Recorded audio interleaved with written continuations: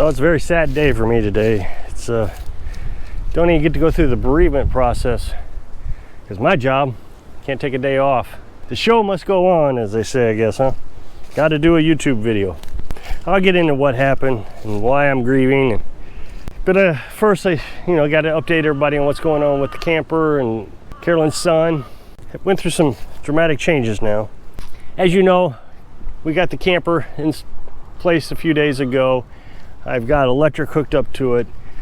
Water, we have an idea of what we're going to do with water. We just haven't hooked up the water heater yet. That's just timing. I mean, we just haven't had time to do it yet. He's got a Coleman cook stove in there now. Gave him some canned food. I think, 12 jars of canned food. A bunch of rice that we had left over and just, stuff that we've had laying around. So, of course, he can come up and eat the food at the house anytime. I think he just doesn't want to impose. So I got him a fire extinguisher, had that in the truck. I like having one in the truck, but he needs it right now more than I do. Got the carbon monoxide detector. He got him Mr. Heater portable buddy in. Today he went out for an interview. So that was pretty quick. Just got here, yesterday? And today he's got an interview. He went over there. It appears he may have gotten the job. Now I want to say something. I've not even said his name. The information I am giving you is very limited. I didn't tell you what job he went to apply for. I didn't tell you specifically what kind of problems he's having, that he's got to be here. He's just having some spousal issues. No big deal. We've all had them. I'm trying to keep him out of the channel just like I keep Carolyn out of the channel. You know Carolyn's name, but she refuses to get on camera. I have no problems with that, although a large portion of my audience does. And I keep hearing that, well, if you put it on social media, then you better expect comments about it. Except I didn't put it on social media. I have a camper parked in my yard. I have to explain that. In order to be a YouTuber, you got to explain certain things. Guest and Carolyn's son is coming to stay with us for a while. That's it. Any other questions beyond that? Isn't anybody's business. I was told that he needs to start pitching in and getting electric utilities hooked up to that camper. I don't know why you would think he needs to do anything. You don't know anything about him. You don't know anything about the situation. I said this in yesterday's video, and I'll put an up next box at the end of this video about telling people how to spend their money. It's one thing, and I just don't agree with it, that you tell me how to spend my money, because I guess you could use the argument, well, if you put it on social media, you better expect people to comment about it.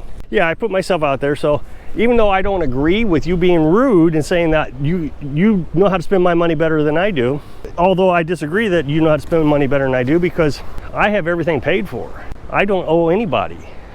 I have a nice little savings account. If somebody in my family needs help, I can easily get a camper and help him out. But I understand that you think you have the right to tell me how to spend my money. But I can't imagine why you would think that you have a right to tell a faceless person, someone you have no idea what his situation is, what he looks like, what his name is, what kind of job he has, what kind of problems he's having. You don't know anything, yet you have enough information to know that he needs to get utilities hooked up to our off-grid property. Makes no sense to me.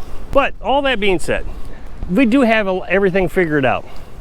I was told yesterday that I need to get more solar panels for his camper. I don't understand that. We have 1,000 watts of solar. I was told I need to get a battery for his camper. I don't understand that. I got 7, 8, 9, I forget how many batteries. I got a lot of batteries. What people seem to fail to understand is I'm running a freezer. That freezer, he's welcome to. So we're sharing the freezer. So I have enough electricity. But last night he didn't use any electric. He had there's 2 lamps that came with the camper. The previous owner left them in there. They're brass touch lamps. He put one of those on low last night, but it was showing 0 wattage usage on the inverter. So he's not even using that much electric. So I don't see why he's got to go and pay $9 a month. That's the minimum cost, $9 a month, to hook up electric to use basically nothing. What we're trying to do is help him out so he can get back on his feet, not pressure him into buying everything. People told me that he needs to buy the camper from me. Why? I want to keep the camper. I want to have it as a second place in case somebody wants to come visit me. I don't understand this. He needs to do this, he needs to do that, when nobody has any idea what's going on. I've kept it very secretive. I think what I'm trying to do by even mentioning that he's here is that I think it is so easy to live off grid that anybody can do it with just a little bit of mindset. So if a guy who's had nothing but the creature comforts of modern living his entire life can live off grid by simply moving into a camper, I think anybody can do it. So yesterday we decided to go shopping and fill up the freezer. Now it was mostly full anyways. Got some bacon. I think Carolyn found 30 pounds of ground burger on sale, so we got that, and bacon and just different things. So as you know, the problem with getting meat at the store is it's not frozen. So she individually packages it into meal sizes, but the freezer runs until that is frozen. Now the refrigerator used to run about 24 hours. 30 days of meat, 24 hours. Well, the freezer holds so much more meat. Even if there's frozen meat in there and is nearly full, we put that, I don't know, let's call it 50 pounds of meat in there. Well, maybe it was more than that, maybe 60, whatever it was. And it hasn't shut off since we put it in there. So overnight, there's just no way to have enough batteries to run that. So I run the generator, and what I do is I run it basically like solar panels, if you have any understanding how that works. Right now I am drawing electric out of the system. The freezer's running, whatever's running. At the same time, I'm putting energy into the system with the solar panels. So in between all that is batteries. You got solar panels going into the batteries. Of course, there's the charge controller, but I don't want to confuse the conversation.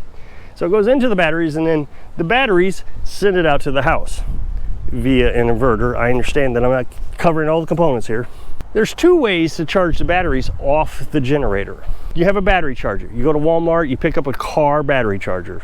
The one we have is, I think it's 2 amps, 10 amps, 25 amps. I can unplug the house from the solar panel system and hook it directly into the generator. So now the house is running off the generator, completely isolated from the solar panel system, the batteries, all of it. Then I shut off the inverter, shut off the charge controller, I hook the battery chargers up to the battery, and I charge the batteries off the generator. So the generator is doing two jobs at this point: running the house, charging the batteries. Or I can run it just like the solar panels do. So at nighttime, when the freezer's running, I just hook the battery chargers up to the battery, but I continue to run off the batteries. I run the house off the batteries. I don't disconnect it. That way, if the generator dies overnight, the batteries can still produce energy to the freezer. Otherwise, the whole house would shut down and the freezer would shut down. We may have bad food in the morning. It starts to thaw out. Now, as you know, we have two generators. We have a very old one. I think it's 4 years old now.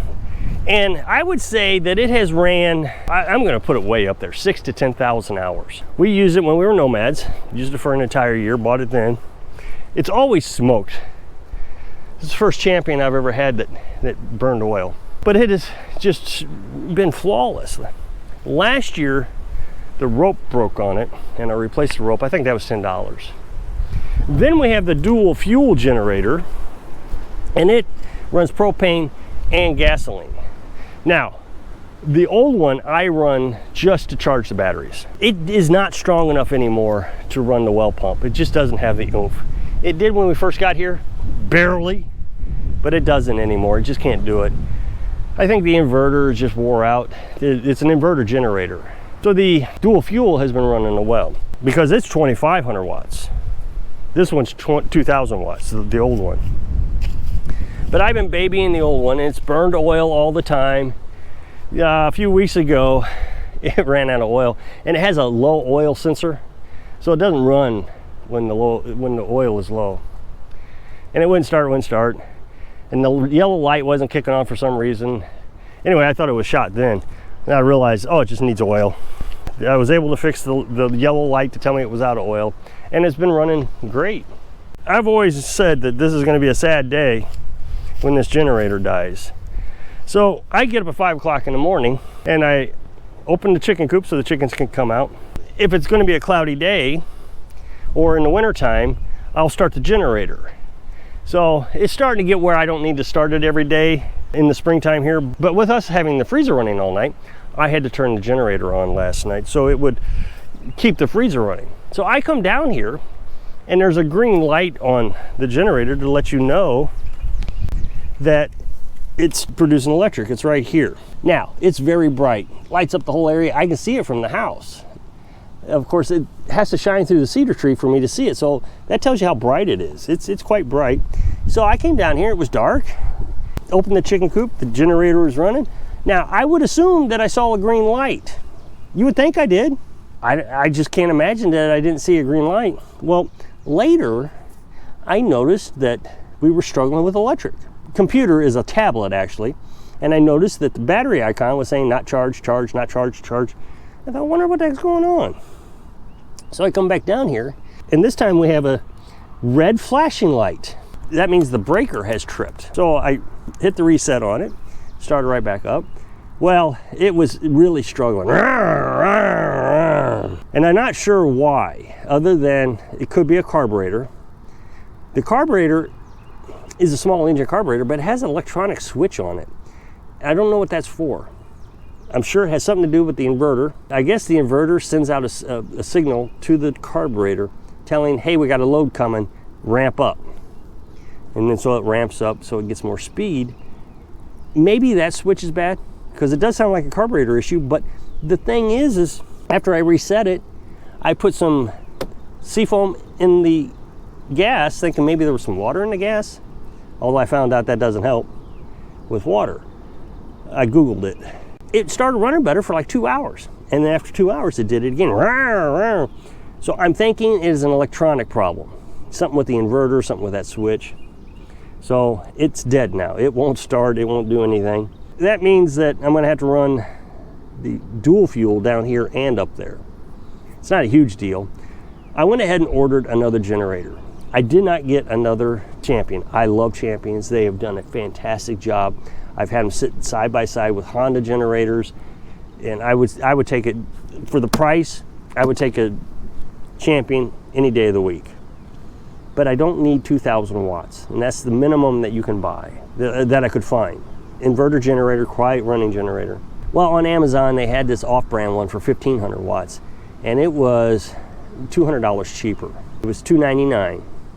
So I thought, you know what, I'm just gonna go ahead and get that one. It had decent reviews, not great reviews, but decent. Most of the complaints was, is it louder than I expected? But yeah, if you're used to a Champion or a Honda, these are pretty quiet. Well, I have it way down here, so I went ahead and got that. The only thing it needs to do is run the battery charger. It's not a lot it has to do. So I'll just leave it down here. Once I get that, then I'm gonna start looking at what's wrong with this one.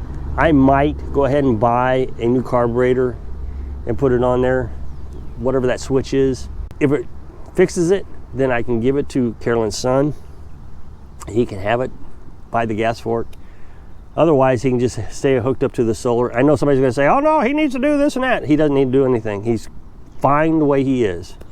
But regardless, we'll have another generator. And you can't have too many generators around here when you're living off grid. It's just a good option to have. So I'm gonna miss it. It is a sad day. I know nobody's gonna believe that, but I've really grown fond of this generator. So if you'll click this up next box, take you to a video where I was talking about it's rude to tell people how to spend their money. So I hope I can inspire you to get through equipment issues so you can live your dreams. Thanks for watching.